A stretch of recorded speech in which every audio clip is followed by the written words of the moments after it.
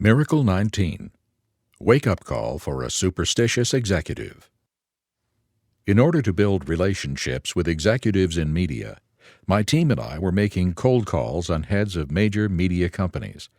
The guy who agreed to meet us this day was chairman of a huge multinational media company, and his office overlooked Times Square in New York. Actually, the call was not completely cold. A mutual celebrity friend had suggested that Mr. Big meet us. The meeting did not go well. The exec walked into the room, asked what we were about, and I gave him my 8-minute presentation. I'll call him Zach. Zach responded with a 2-minute, "I'm in charge here, but I listen to everybody" talk. He said he didn't have any interest in what we were about and headed out of the room. I looked at my associate, smiled, and said, "I think the meeting's over." 6 months later, we were back in New York, and my associate asked if we wanted to try for another meeting with Zach.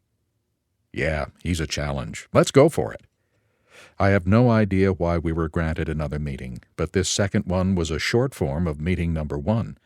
I gave a 4-minute version of my 8-minute presentation, and Zach gave a 1-minute version of his "I'm in charge here" talk.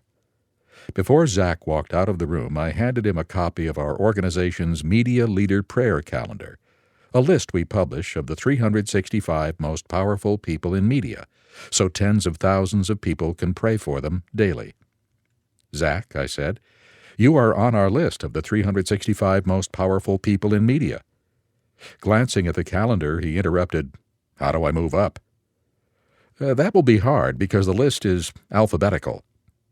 He glanced through the list. "Good list." He mentioned various names of people he knew personally. "How do you use this list again?" he asked. "It's a prayer calendar. On your day on the calendar, tens of thousands of people will be praying for you." Zach's demeanor suddenly changed dramatically. "Well, what will happen?" he asked tentatively. I thought the question was funny, so I responded, "Well, we don't promise chimes, organ music, or skywriting." He stopped me. "No, I'm serious. What will happen? I'm superstitious." A spirit of boldness came over me, and I responded, "I don't know, but I can promise you one thing. With tens of thousands of people praying to the God of Abraham, Isaac, and Jacob," he's Jewish, "the true and living God, something will happen in your life, in your business, or in your family that will let you know that God rules on high." He went limp. Holding the prayer calendar in one hand, he extended a weak handshake with the other, and we left.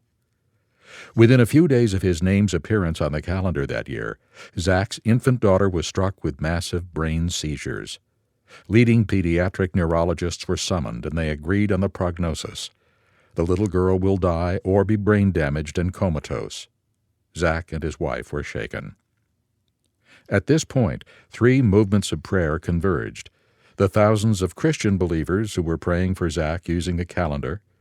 A friend of Zach's, who was a Catholic nun, promised that she would pray to Jesus for healing, and a leading rabbi in Israel prayed for God to heal the little doll. In a few days, the seizures left, the girl began to recover, and the physicians were totally mystified and without explanations. Clearly, something had occurred in Zach's family to let him know that God rules on high. He got the message. Zach told me this story when I visited him later.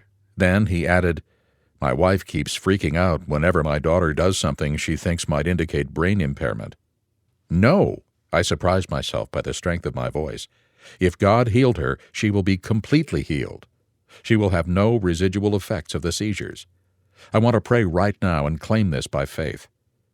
I prayed boldly and confidently for the daughter's healing from all residual effects of the seizures. As I write this 13 years later, I can tell you that Zach's daughter is living a robust and perfectly normal teenage life. Any remainders, real or imagined, from the seizures are at the level of very minor learning disabilities. In addition, she seems to have a very special spiritual sensitivity. I think God's miracle touch did more than heal her physically. I believe He made her special to Himself, even as she is to her family members who recognize God's supernatural healing and touch on her life.